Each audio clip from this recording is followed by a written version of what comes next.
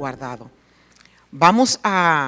En honor a que nosotros estamos estudiando los evangelios, vamos a estar predicando todo este tiempo también de los evangelios. Y quiero que me acompañen a esta hora en el Evangelio de Marcos, en el capítulo 1. Evangelio de Marcos, capítulo 1.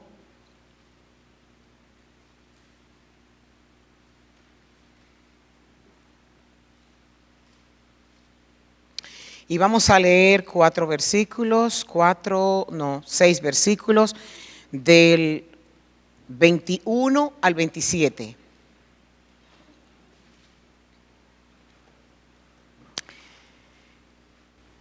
Entraron en Capernaum y tan pronto como llegó el sábado, Jesús fue a la sinagoga y se puso a enseñar. La gente se asombraba de su enseñanza porque la impartía como quien tiene autoridad y no como los maestros de la ley. De repente, en la sinagoga, un hombre que estaba poseído por un espíritu maligno gritó: ¿por qué te entrometes, Jesús de Nazaret? ¿Has venido a destruirnos? Yo sé quién eres tú, el Santo de Dios. Cállate, le respondió Jesús, sal de ese hombre. Entonces el espíritu maligno sacudió al hombre violentamente y salió de él dando un alarido. Todos quedaron tan asustados que se preguntaban unos a otros: ¿qué es esto? ¿Qué enseñanza nueva? Una enseñanza nueva, pues lo hace con autoridad, da órdenes según incluso a los espíritus malignos y ellos le obedecen. Vamos a orar. Señor, nosotros te pedimos a esta hora que tú ministres a esta congregación. Hay temas que nosotros tenemos que tratar respecto a ti, que no hay ninguna enseñanza que pueda ayudar a un simple vaso débil y frágil a expresar la grandeza de tu nombre. Que por más que se documente, por más que investigue, Señor, si no lo haces tú, quedaremos vacíos.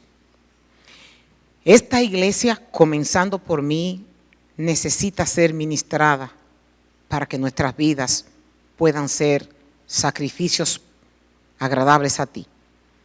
Y esta palabra que hoy vamos a exponer, Señor, necesitamos que tú la respaldes. Porque se trata de ti, de lo que tú escribiste. Se trata de hablar de ti. Se trata de explicarle a los hombres la debida reverencia que debemos tener ante ti. Se trata de educarnos, Señor, pero sin la asistencia de tu Espíritu Santo tendremos conocimiento y saldremos igual.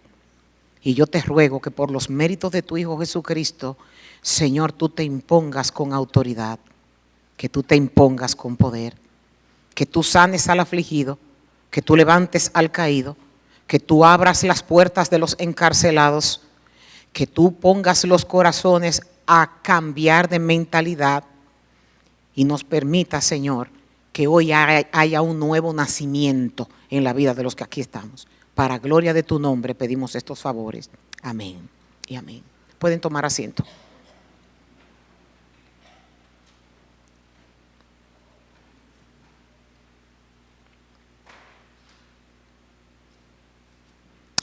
Me faltan miembros del grupo de alabanza aquí. ¿Dónde están?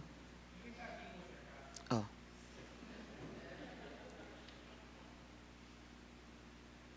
¿Hay alguien fuera?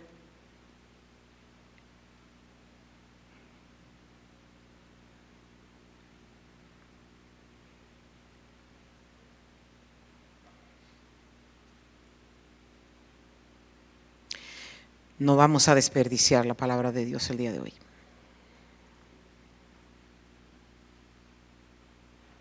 Bien. Esto es serio.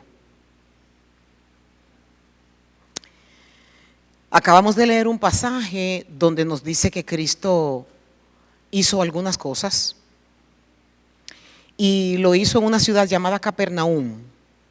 Esta ciudad El Evangelio de Marcos en el capítulo 9 nos dice que eventualmente se había convertido en su propia ciudad. Recordemos que Cristo era de Nazaret, una localidad que pertenecía a Galilea. Sin embargo, Mateo nos dice que Capernaum vino a convertirse como si fuera la ciudad propia de Cristo. Y los evangelios nos describen por qué. Ahora,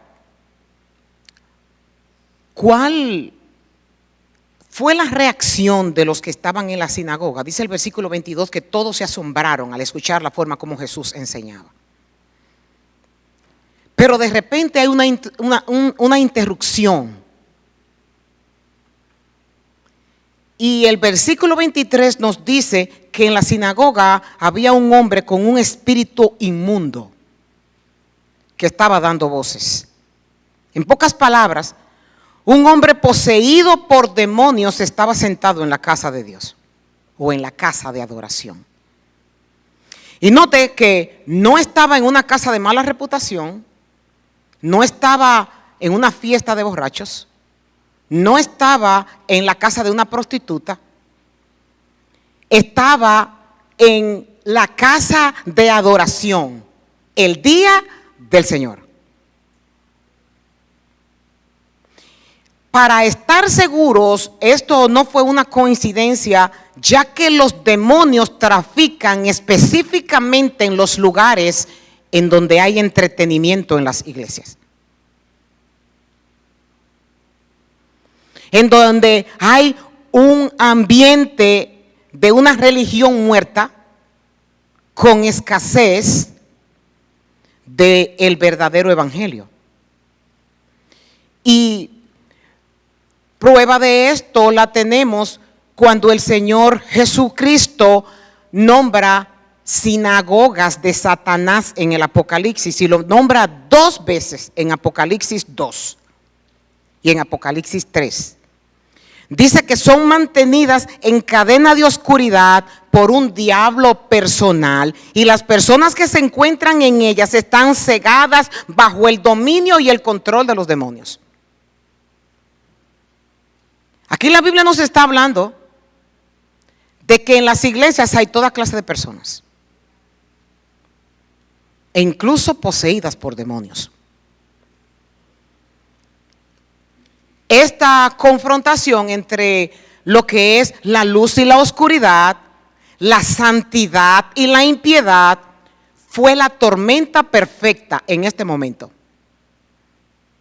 Marcos nos dice en el verso 23 que el hombre sentado clamó. Y este demonio se valió de las cuerdas vocales de este hombre que estaba sentado, de este miserable hombre, y dice: ¿qué tienes que ver con nosotros, Jesús de Nazaret? Sus palabras literalmente significaban: ¿qué hay entre tú y nosotros? O en otras palabras, no hay nada común entre nosotros. Por favor, observemos la palabra nosotros en el versículo 24. ¿Qué tiene que ver con nosotros, Jesús de Nazaret? Este demonio está hablando como si fueran muchos. O bien que estaban todos en ese hombre, o estaban en la iglesia, por ponerlo en un término contemporáneo, o estaban en el área, porque hay áreas que están inundadas de ellos. No hay ninguna duda en lo que nosotros leemos en este pasaje de que la identidad de Cristo es reconocida en el mundo espiritual demoníaco. Y él dijo una palabra que es en la que se va a desarrollar todo el sermón, y le dijo: ¿qué tienes que ver con nosotros? Sé que eres el Hijo del Santo, sé que eres el Santo de Dios. Note que el demonio no habló que eres un santo de Dios. El demonio especificó y dijo que eres el Santo de Dios. Este demonio entendió que el atravesar este velo de la carne humana que estaba absoluta y perfecta santidad de Dios en la persona de Jesucristo, él podía verlo. Vio que Jesús era más que un carpintero, que era como los veían los que estaban en la sinagoga. Más que un mero maestro, más que un mero disipador de hombres, más que un mero predicador de la palabra, él era el santo, santo, santo que describe Isaías capítulo 6. Jesús era Dios santo en carne humana, completamente Dios, completamente hombre. No era mitad Dios y mitad hombre, era 100% Dios y 100% hombre. El Hijo completamente divino del Dios viviente. Es un título de perfección sin pecado. Si Él es Dios, aunque sea hombre, Jesús era infinita o es infinitamente puro. Y las escrituras lo repiten y dicen, en Él no hay pecado. Primera de Juan 3:5. No cometió ningún pecado ni se halló engaño en su boca. Primero de Pedro 2:22.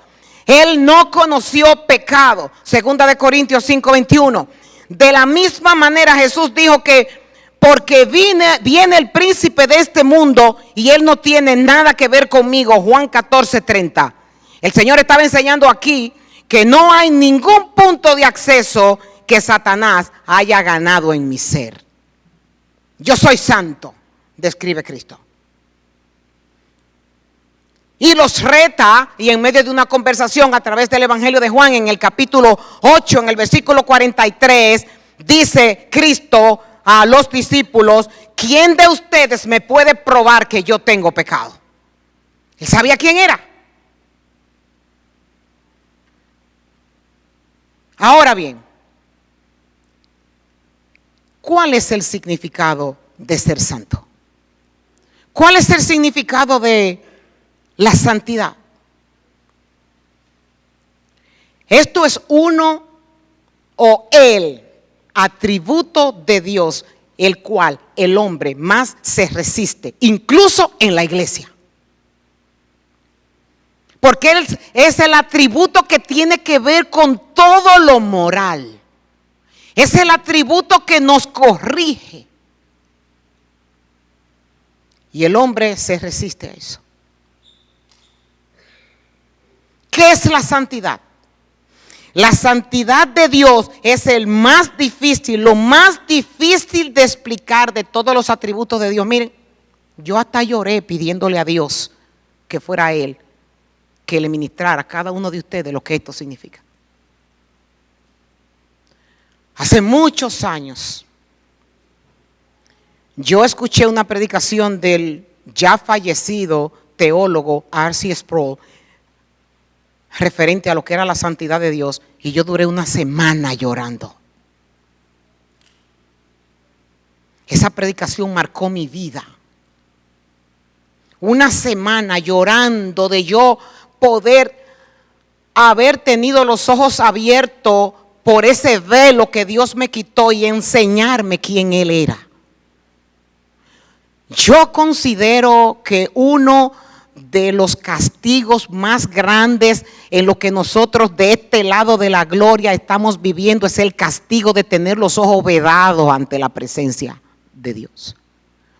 De no poder entender, de no poder discernir quién es Dios. Si comenzamos por aquí preguntando quién es Dios, a lo mejor usted me da una respuesta y me dice, un ser bueno, misericordioso, que nos sana, que nos provee, que a través de Cristo nos dio salvación.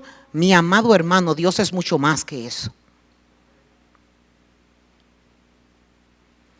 Este atributo es difícil de poder explicarlo. La santidad de Dios es su mayor atributo de honor. es tan grande y poderoso que en ninguna parte de las Escrituras nosotros encontramos que 3 veces se le nombre con un atributo a Él. Solamente en Isaías y en los capítulos que se leyeron en Apocalipsis, en el capítulo 4, que fue la misma visión que vio Isaías, viendo los querubines y los serafines adorando a Dios. El único atributo que se le nombra a Dios en medio de la alabanza es que tú eres santo, santo, santo es el Señor de los ejércitos. Se llama santo a Dios más veces que todopoderoso. Y se presenta esta parte de su dignidad más que ninguna otra. Nunca se nos habla repetidamente de su poderoso nombre o su sabio nombre, sino de su nombre santo. Y la identidad de la santidad habla de la profunda diferencia que hay entre Él y nosotros. Y desde el principio Dios ha enfatizado en su santidad porque este es el atributo que lo separa de toda la creación.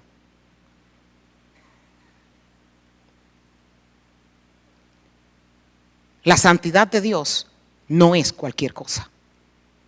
La santidad de Dios es el atributo por excelencia que revela la gran distancia entre el soberano y sus súbditos.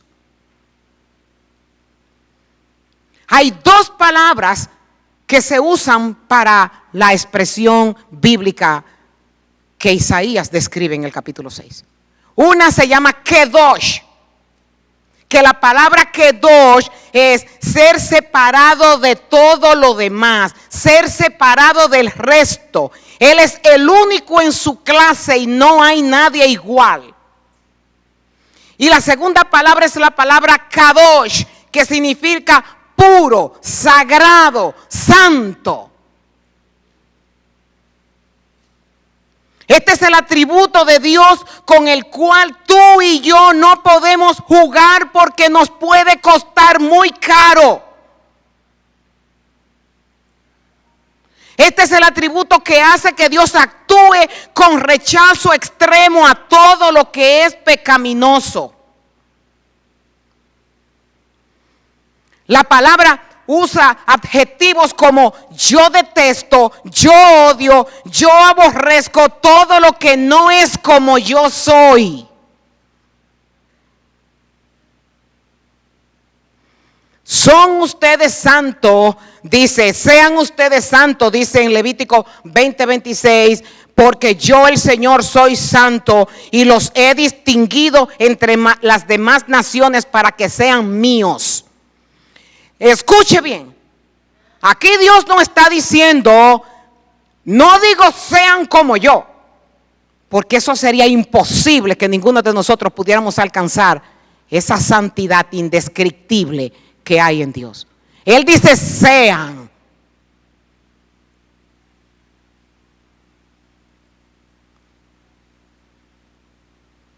La santidad de Dios, escuchen, es la explicación a la expulsión de Adán y Eva del jardín. Y uno de los temas importantes aquí es que Adán nació sin pecado, Eva nació sin pecado, podían interactuar con Dios porque no había mancha en ninguno de ellos dos. Y es por eso que en las cartas del Nuevo Testamento nos habla de que Cristo es el segundo Adán, porque no había pecado y porque había una relación entre Él y Dios como la había entre Adán y él. Y debido a su santidad, no puede tener comunión con el hombre pecador. Esta es la explicación, escuche, si hasta ahora usted no ha entendido por qué Cristo murió en la cruz del Calvario, esta es la explicación. Cristo murió en una cruz no santa el día que tomó tu pecado y el mío. Porque de ninguna manera nunca nosotros hubiéramos podido haber pasado esa barrera para poder estar cerca de ese Dios tan santo.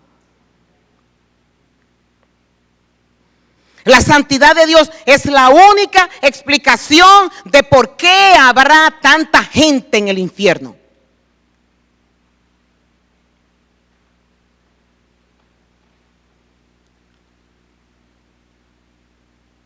Ahora, todo esto es teoría. Pero vamos a poner esa teoría en práctica para que ustedes vean cómo la santidad de Dios trabaja con el pecado. Esto nosotros lo podemos ver claro. Yo les doy de tarea que cuando ustedes estén en sus casas lo hagan leyendo Levítico en el capítulo 8, capítulo 9, capítulo 10 y capítulo 16. Y el pasaje que les voy a leer ahora no lo vamos a entender claramente si no vemos que en Levítico 8, en el capítulo, en este capítulo, nosotros vemos que Aarón y sus hijos son llamados por Moisés y son consagrados para el sacerdocio. Un sacerdocio donde vemos que Dios da explicaciones minuciosas de cómo tienen que estar vestidos. Dios da explicaciones de cómo tienen que construir todo el altar que va a ser el lugar de su adoración. El lugar donde Él iba a habitar simbólicamente. Para que los hombres lo adoraran, para que los hombres lo consultaran. Y vemos que estos hombres son consagrados para esto. En el capítulo 9 nosotros vemos la inauguración del tabernáculo y vemos una reacción de reverencia extraordinaria de todo el pueblo. Y en Levítico 10, en el versículo del 1 al 7, comienza nuestro relato. Y dice, pero Nadab y Abiú, que eran los hijos de Aarón, tomaron sus respectivos incensarios y después de poner fuego en ellos y echar incienso sobre él, ofrecieron delante del Señor fuego extraño que Él no les había ordenado. Y de la presencia del Señor salió fuego como un fuego que los consumió y murieron delante del Señor.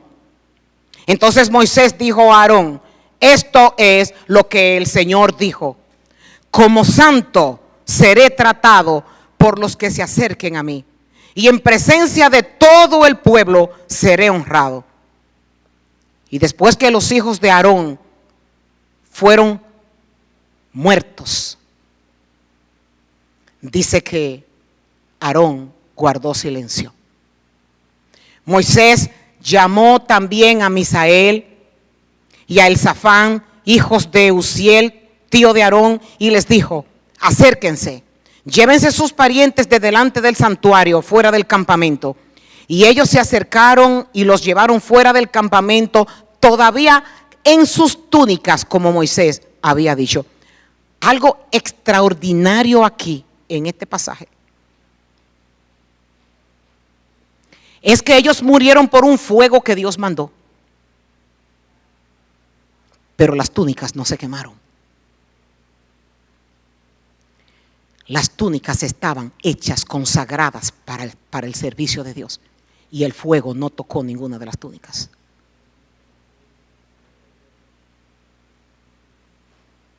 En el capítulo 16 Dios continúa mostrando su santidad y dice en el versículo 1 y 2 que el Señor le habló a Moisés después de la muerte de los dos hijos de Aarón, quienes murieron luego de haber entrado y quemado un fuego equivocado en la presencia del Señor. Y el Señor le dijo a Moisés, advierte a tu hermano Aarón que no entre cuando quiera al lugar santísimo.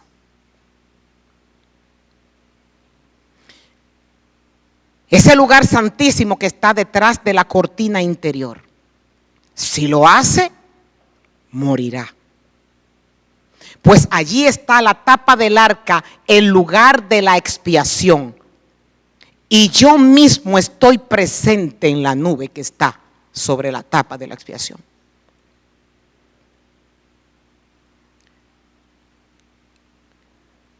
No se podía entrar cada vez que querían al lugar santo. Y Dios puso una sentencia y dijo, si entran un día que no sea el asignado por mí, van a morir. Todo esto porque la santidad de Dios no puede estar mezclada con el hombre pecaminoso.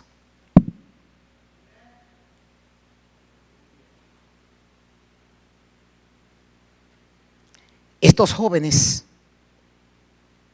demostraron que no le consultaron a nadie para hacer lo que hicieron. Había un incienso que se preparaba para el servicio a Dios, que era un secreto para unas familias. Y ese incienso, dice Dios en Éxodo, en el capítulo 30, del versículo 37 al 38, nunca usen la fórmula para elaborar incienso para ustedes, el que me hacen a mí. Está reservada para mí, el Señor. Deben tratarlo como algo santo. Cualquiera que prepare incienso igual a este para uso propio será excluido de la comunidad. Esos instrumentos que están ahí atrás son exclusivos para Dios. Esos micrófonos que están ahí tienen que salir sin pecado para Dios. Este púlpito que está aquí no puede estar contaminado con el pecado.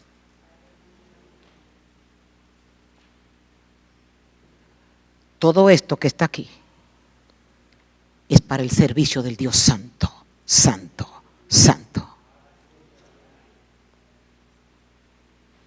Y Dios está diciéndonos aquí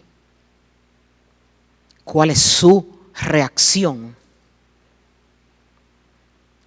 ante el pecado.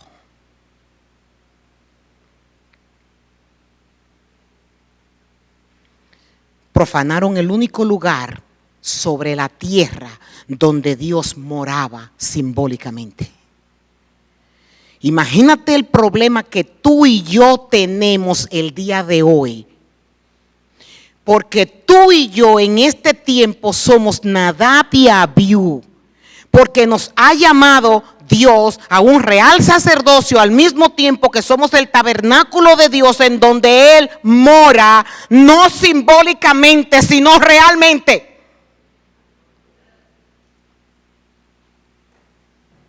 Yo escribí aquí,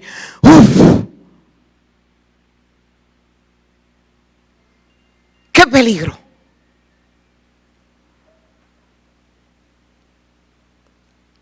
Yo les voy a confesar algo. Y lo estoy hablando desde el púlpito del Señor.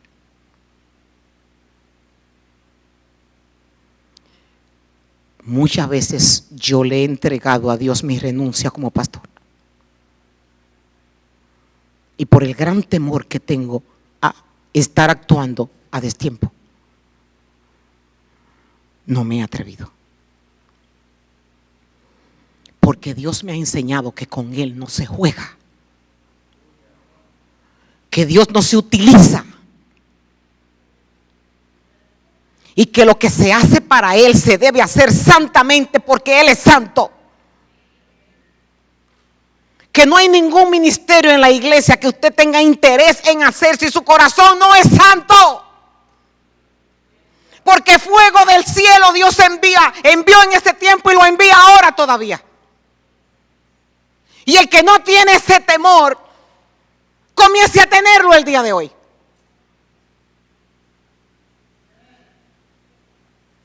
Cuando hacemos eso, tarde o temprano llegarán las consecuencias. Y mientras más tarde llegan las consecuencias, peores son ellas. Porque Dios está pacientemente esperando que usted se arrepienta de lo que está haciendo para ser digno de hacer cosas para Él.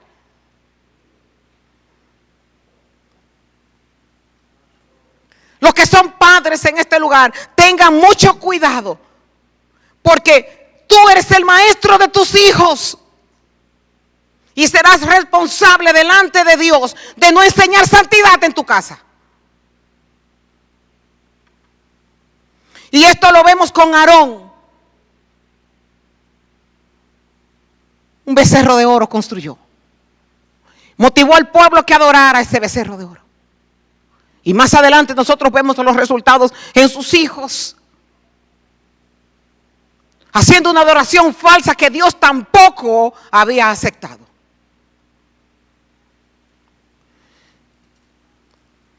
El día que Adán corrompió la santidad del jardín, murió de manera instantánea, espiritualmente y después físicamente. Vemos los resultados de Caín.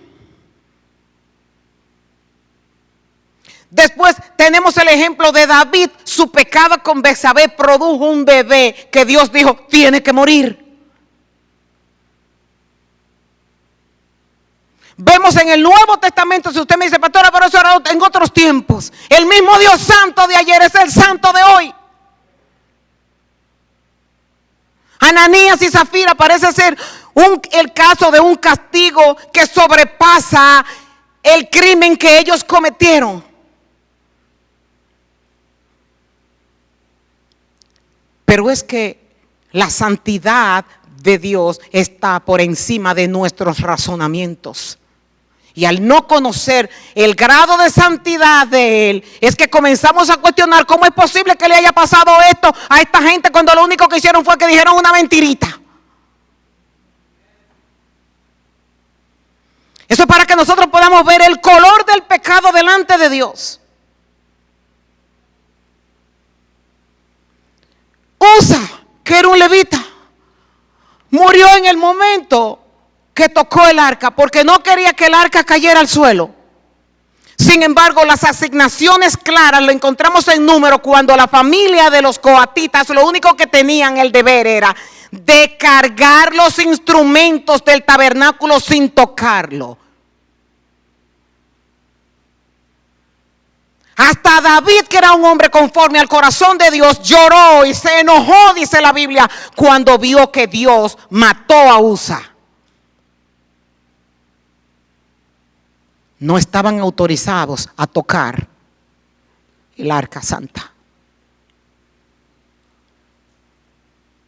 Estos actos de justicia son expresiones de la santidad de Dios. En Santiago, en el capítulo 3, en el verso 1, nos dice, no muchos deberían llegar a ser maestros en la iglesia, porque los que enseñamos seremos juzgados de una manera más estricta. Mire, el maestro que enseña estando en pecado, se la va a ver con Dios. El que se para aquí a predicar estando en pecado, se la va a ver con Dios. El que se pone en esos instrumentos a tocarlo estando en pecado, se la va a ver con Dios. El que se para a cantar ahí adelante en pecado, se la va a ver con Dios. El que tiene un ministerio aquí abajo en pecado, se la va a ver con Dios. Porque Dios no negocia su santidad con nadie.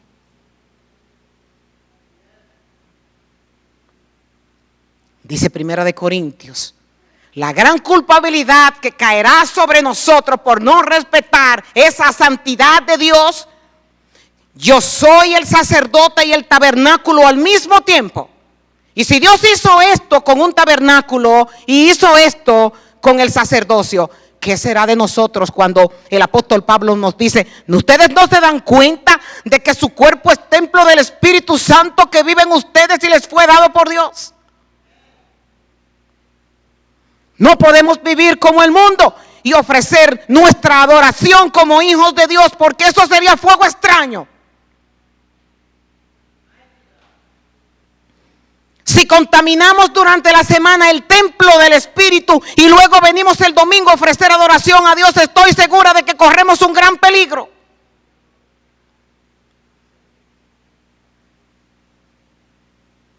¿Cómo es posible tener doble vida?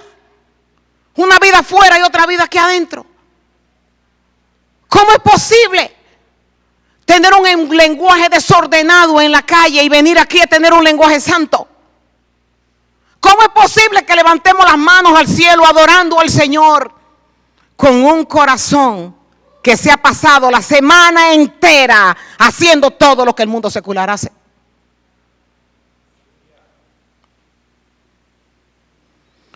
En Hechos 10, en el Hebreos 10, 20, 28 al 31, nos dice el escritor: todo el que rehusaba obedecer la ley de Moisés era ejecutado sin compasión por el testimonio de 2 o 3 testigos. Piensen pues cuánto mayor será el castigo para quienes han pisoteado al Hijo de Dios y han considerado la sangre del pacto, lo cual nos hizo santos, como si fuera algo vulgar e inmundo, y han insultado y despreciado al Espíritu Santo que nos trae la misericordia de Dios. Pues conocemos al que dijo: yo tomaré venganza, yo pagaré lo que merecen. Y también dijo: el Señor juzgará a su propio pueblo. Y termina el escritor diciendo: es algo aterrador caer en las manos de un Dios vivo. Debemos de temblar si estamos haciendo cosas para el Señor y no estamos realmente preparados de corazón santo para hacerlo. No quiera tomar ningún ministerio en la iglesia si usted no se está todos los días trabajando en la santificación de su vida. Servirle a Dios no es juego, servirle a Dios no es relajo.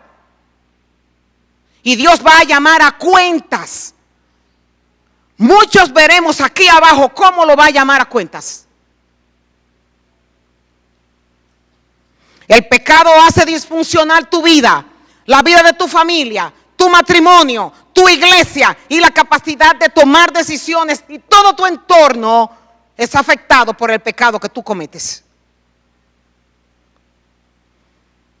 Dice que luego Moisés le dijo a Aarón y a sus hijos Eleazar e Itamar: esto es después de esto, no rasguen sus ropas, ni dejen de peinarse en señal de dolor. Esto eran demostraciones de luto.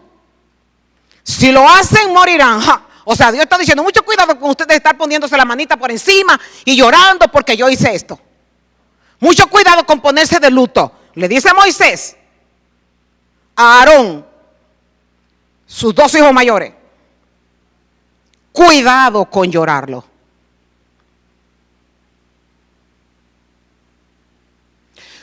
Cuidado. Y vuelve Dios y le dice: no se rasguen su ropa. Eso era señal de dolor cuando se rompían las ropas. Ni dejen de peinarse en señal de dolor. Si lo hacen, morirán.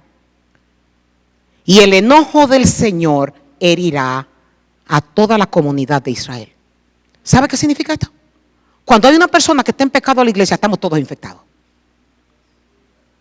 Y todos pagamos las consecuencias. Porque de una manera u otra Dios se levanta para decir: uy, hay pecado en mi congregación. Y todos pagamos las consecuencias. Se levantan los chismes, se levantan los pleitos, hay discordias, hay contiendas, hay pleitos, hay enemistades, hay enojos, hay iras, hay celos, hay disensiones. Porque uno solo está pecando.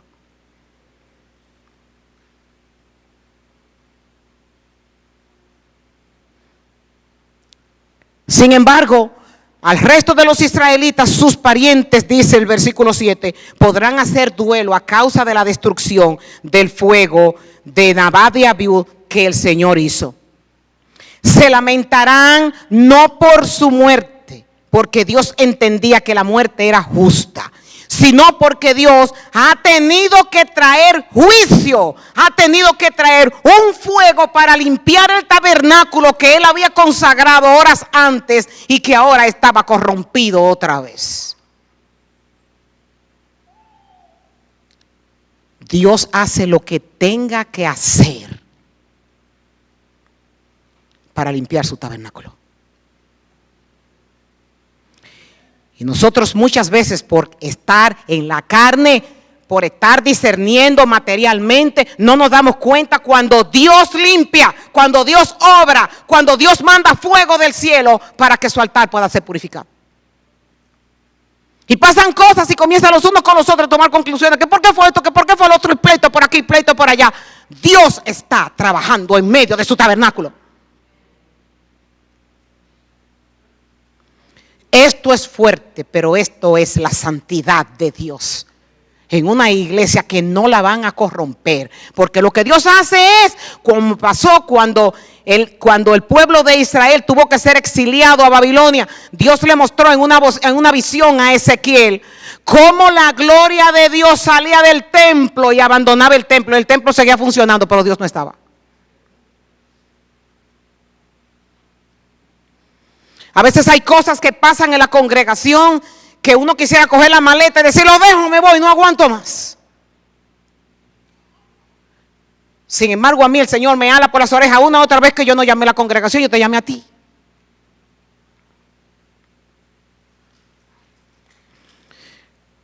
Y oigan bien, en los 5 libros de Moisés, Dios nunca se dirigió a Aarón para hablar con él. Nunca. Siempre le decía, Moisés, dile a tu hermano, Moisés, dile a Aarón. Esta es la primera y la única vez que nosotros encontramos en el Pentateuco completo que Dios se dirige directamente a Aarón.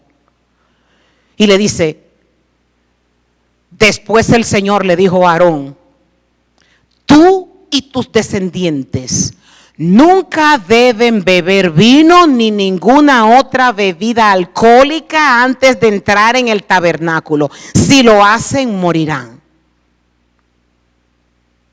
Ahora se usa que se toman sus traguitos los sábados, entonces los domingos vienen a ministrar. No en esta iglesia, en la vecina.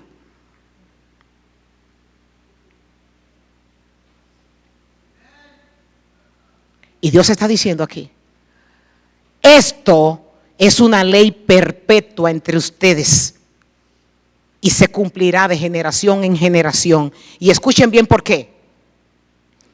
Porque hay que estar dispuesto a discernir entre lo sagrado y lo común, entre lo que es ceremonialmente impuro y lo que es puro. La iglesia contemporánea de este tiempo está viviendo un sincretismo.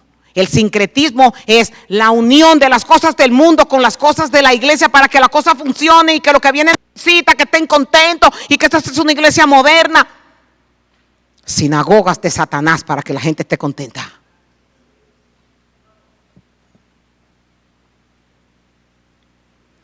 Ya no hay Aarón ni hay levitas. Pero en el Nuevo Testamento, en Primera de Pedro, en el capítulo 2, en el verso 9, Pedro nos dice, ustedes son descendencia escogida, sacerdocio regio, nación santa, pueblo que pertenece a Dios, para que proclamen las obras maravillosas de aquel que los llamó de las tinieblas a la luz admirable. ¿Sabe qué significa eso? Que nosotros en este tiempo tenemos un castigo mayor que el que estamos viendo de lo que pasó en el Antiguo Testamento, porque ahora nosotros hemos sido santificados por la sangre de Jesucristo, hemos sido separados para el sacrificio vivo y perfecto para Dios, para hacer luz entre las naciones, para hacer sal de la tierra, para hacer luz en medio de la oscuridad. Y si nosotros lo que estamos es llenándonos de las luces de afuera, el Señor se la verá con nosotros. Necesitamos renunciar al pecado. Esta es una predicación para nosotros comenzar de cero. Necesitamos renunciar al pecado y entender que esto no es juego, que esto es una responsabilidad ante el Dios santo, santo, santo que nosotros le servimos. Que debemos de aprender a que no es ante cualquier cosa, que no es ante una estatua, que no es ante cualquier hombre, que no es ante alguien bueno y que nada más está ahí para hacernos favores a nosotros. Estamos hablando de Dios altísimo que nadie ha podido verlo más que su Hijo Jesucristo. Tenemos que confrontarnos a nosotros mismos de nuestra manera de vivir. ¿Qué es lo que estamos haciendo con nuestras vidas? Con nuestra vida secular, con nuestro lenguaje secular, con nuestras transacciones, con nuestro trato, con nuestras miradas, con nuestras bocas, con los chismes, con todas esas cosas que Dios odia, detesta, aborrece. Debemos de arrepentirnos. Debemos de retribuir lo malo por lo bueno. Dios está haciendo una advertencia el día de hoy a esta iglesia. Los demonios nosotros vimos que conocieron a Jesucristo, que era el santo. Si se te aparece uno en el frente, ¿cómo te describirá. Te dirá falso, doble cara. ¿Qué te dirá? Como los profetas que salieron diciendo, estaban tratando de sacarle demonios a un hombre y le decían que en el nombre del Dios de Pablo que salieran, y los demonios lo que hicieron fue que lo avergonzaron, le dieron golpes, le sacaron. Yo conozco a Pablo, pero a ti yo no te conozco.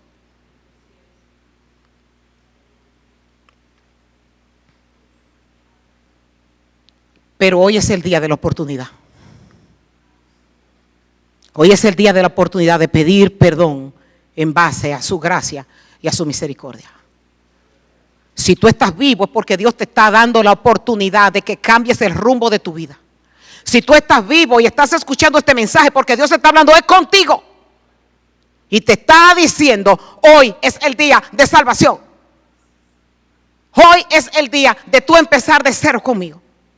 Si tus pecados son rojos como el carmesí, como la blanca lana van a ser, pero tu corazón tiene que arrepentirse y pedirme que lo santifique. Que Dios ayude a esta iglesia.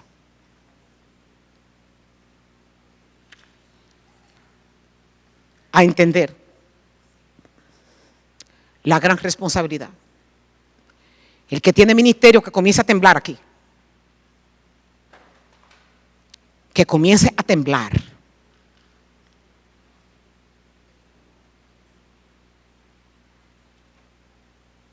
Porque Dios sabe lo que hacen en privado. Y una de mis oraciones en esta semana completa es: revela, Señor, pon en público lo que se está haciendo en esta iglesia. Porque el único rey soberano de esta iglesia se llama Jehová de los ejércitos, el que es santo, santo, santo, santo, santo, santo, santo, santo, santo, santo, santo, santo, santo, santo, santo, santo, santo, santo es el Señor Jehová de los ejércitos, que reina y vive por los siglos de los siglos. A Él sea la gloria, la honra, la alabanza y la adoración. A Él sea la gloria. El Dios santo que no tolera el pecado. Hoy ha venido a visitar a su pueblo para decirle: vuélvanse a mí, vuélvanse a mí, vuélvanse a mí, vuélvanse a mí de todo corazón, vuélvanse a mí, porque los recibiré como Padre amoroso. Lo que quiero es santificarlos, quiero santificarlos, quiero santificarlos, pero ustedes tienen que reconocer su pecado y arrepentirse para poder obrar en ustedes. Vamos a orar. Señor Dios y Todopoderoso, te adoramos y te bendecimos. Te damos gloria y te damos honra. Padre del cielo, te adoramos, te adoramos, te adoramos, te adoramos, te adoramos, te bendecimos, Señor. Eres el Dios santo, el Dios santo, el que reina, el que vive, el que ha de venir, el que juzgará, al que bordea con sus ojos toda la tierra y mira las acciones de los hombres, al que está sentado en su trono, al que de nuevo vendrá con gloria para juzgar a los vivos y a los muertos, el que está motivando a este pueblo a la santificación, el que está motivando a este pueblo a que entren al lugar santo, el que está motivando a este pueblo a que ministren fuera con santidad. Oh Padre eterno, oh Padre santo, te adoramos, Señor, te adoramos, Señor. Proclamamos, Señor, tu presencia en nuestras vidas. Proclamamos, Señor, tu presencia en nuestros corazones. Ayúdanos, oh Padre, que el que no se ha convertido hoy, aunque tenga 10 años en la iglesia, se convierta. Que el que esté lejos de ti, Señor, tráelo con cuerda de amor. Que el que esté en pecado, Señor, muéstrale su pecado. Muéstrale, Señor, en un espejo lo que está haciendo, que a ti te hiere, que a ti te duele, que a ti te mantiene lejos. Padre, que sus oraciones no están siendo escuchadas, que tienen estorbo a causa de su pecado. Oh Señor, en el nombre de Jesús, ministra con poder, porque por amor a tu Hijo Jesucristo te lo pedimos.